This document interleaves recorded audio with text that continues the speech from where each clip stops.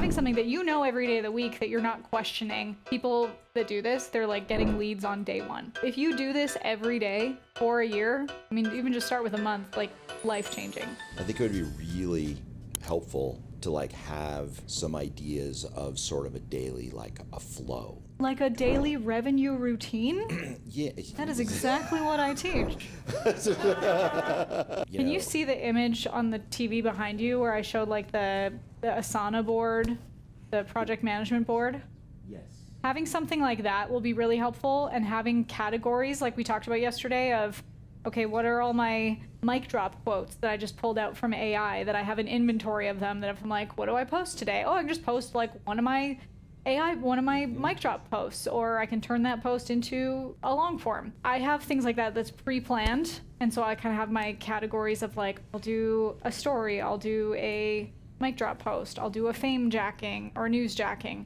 And I think that that's a really great daily routine for you to every day do like a quick 5-10 minute search of what's trending in your niche that you can do something that you're speaking to.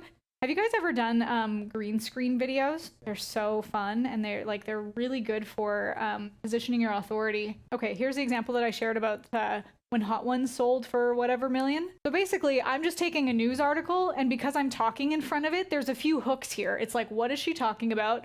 I'm borrowing from the headline that's already going viral so that this content gets a bigger push. Look in my caption. I have a 2-step. Comment profit book, and I'll send you the thing. So having that schedule of like, what are the things that I'm doing every day? Am I doing a mic drop on Monday? Am I doing a newsjacking on Tuesday? Am I doing a story on Wednesday? And then having something that you know every day of the week that you're not questioning, what am I posting today? Having that scheduled for yourself ahead of time. But then I also do something called the daily revenue routine. And that for me is, so every day my clients do, we call it the morning formula. And the morning formula is basically, it's a system that we set up that like gets us into state. So whether it's, some quotes, we actually have a formula of like, it's a letter to resistance. We have something called the call to audacious, instead of a CTA being a call to action. Like we make them create this audacious statement about their success. They do a daily post at least once per day. I don't care where you post it, but you're just posting every day. We do future money leads, which is doing some kind of an outreach, a comment, an email, a something that you're reaching out to at least 5 people. You can respond to a comment. You can have those 2-step posts where you're saying, comment profit book below, and if you want it, well, then that gets you permission to send someone a DM. Emailing someone that you know would be a good lead, whether it's someone you want to be on their podcast, whether it's someone that you do business with. As you build that up, you're going to have follow-up leads, especially every day. If you're sending at least 5 messages or 5 comments or something, you have people that you can follow up with. Every day in our program, we give them like a prompt for them to do that day. So we'll give them an idea for a piece of content they can create, so they complete that game. We have a power moves board, which is basically just tracking, being like that you're actually publishing, what's working, what's not. We want people to track, because what gets measured gets managed and improves your success. We celebrate wins. We actually have a section in our, we use Circle, where everyone every day is posting something that they did that made them win. So if they're like, I got a client, or I exercised today, like whatever, we want to activate the reticular activation system, that when you are able to call out your wins, you're going to win more because you're looking for the wins. The homework for life is just tracking like your 1-sentence statement about the day that then can become your content for future days.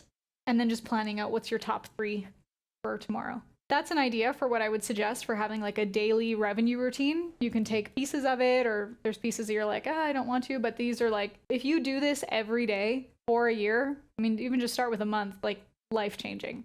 People that do this, they're like getting leads on day one. A business profile, and I have a personal profile. And, in my history, never shall the two meet. Always a fear of being seen for who I really am, other than this business persona that I put on. Oh, who you really are? Right. Is there like some big secrets? Right. Oh, no. Yeah. I think it's because of the imposter syndrome of a lifetime of being in this professional career and never feeling like how should I really be here? So how did I get here? And does anyone else feel that? And I think it's human. Pretty universal. It's a pretty universal human thing. And so I think that's led to like this sort of separation of the sort of my business persona and my personal persona. And I think I'm wrestling a little bit with how to combine them, how to blend those two. Yeah. Do you feel like people would look at you differently if you were personal in business? No, because I think I'm pretty personal in my business. Okay. Anymore, I think as I've matured, I am much more who I am. Right. Now in my professional role. And I think a lot of that insecurity comes from being less mature and less confident than where I am today in my life. I guess the question is it normal and ordinary for everybody to have kind of this, this business professional sort of thing that, feeds their funnel and talks about what they do, but there's maybe a personal piece of that for relatability.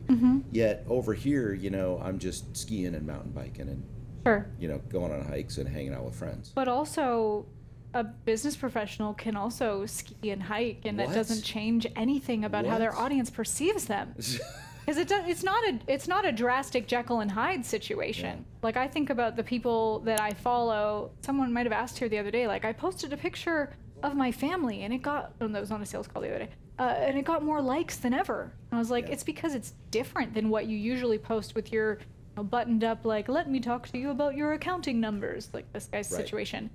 People were like, oh, he's human. He has a family too. People do business with people they know. So I feel like maybe this, you mentioned yesterday was a little traumatic and there's this imposter syndrome. It might just be this creeping on your door to say they can merge a little bit more. And obviously there's, like, Steve and I don't post about our kids very often. Like sometimes if we mention them, we really don't really post pictures. Sometimes they'll be like, you have kids? Because that's just our boundary. You're totally allowed to have boundaries. But don't let the boundary and this feeling of I have to be a certain way remove the relatable element that makes people want to do business. I like the quote of don't take advice from someone you wouldn't trade places with. People don't do business with people that they don't respect either. And if there's nothing to show that they can respect, there's going to be someone else that they'll relate to because, oh, they have kids. Oh, I have kids too. They go here for their holidays. I love going there too. They cook on the weekend, and I do too. I have a story of, I had a real estate client, and she was like, why isn't my social media working? And I think I'm going to stop doing this, and I'm just going to share, like, fun facts about the market. And I was like, oh, that's kind of boring. That's like 99% content. Again, it's safe. It's what any real estate agent can do. And so I'm just pulling ideas out of her. I'm like, okay, tell me about what you do on the weekends. Tell me about your life. And I got to this story that she volunteers at a suicide hotline. I was like, whoa, why is that interesting to you? Why does that matter?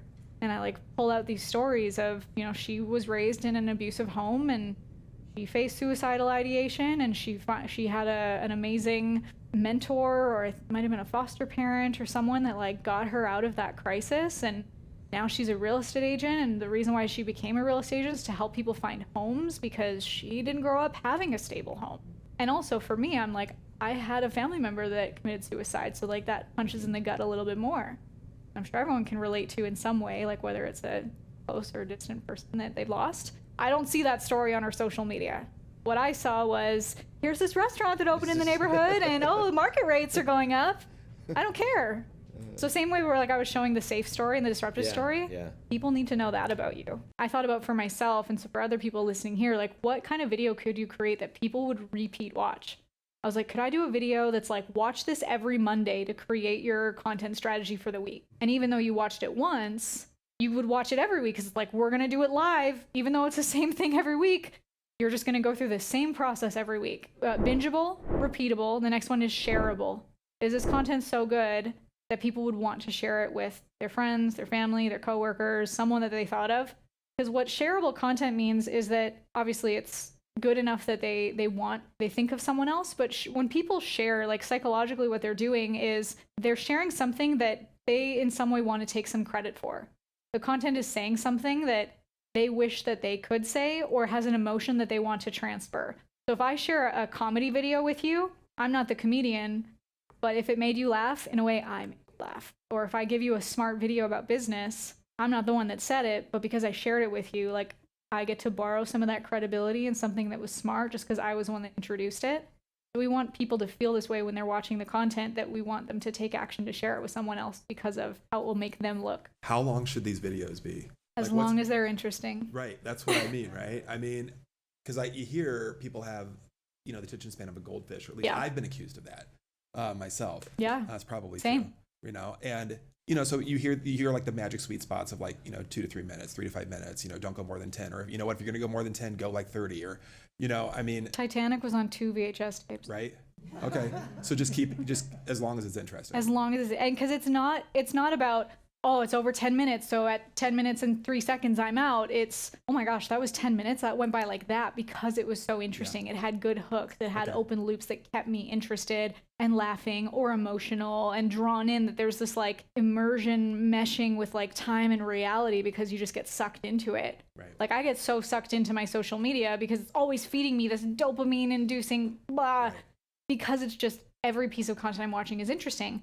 But it could be 30 seconds or it could be 30 minutes. Okay. In your spoken, in your verbal content too, you're seeding things like, and you wouldn't believe what happened next. Like when I walked into the room, I saw something that like, that should not have been in my living room. And I'm like, what am I going to do? Well, let me tell you what I saw. You see how many things that I just teased that you're like, where'd you what happened? What did you see? And I'm like leading it on a little bit. Yep. Okay. Yeah. I got it. Thank you. Appreciate that. And the great thing is you can use ChatGPT to like outline a script and then be like, how do I insert more open loops and hooks and cliffhangers to keep people drawn?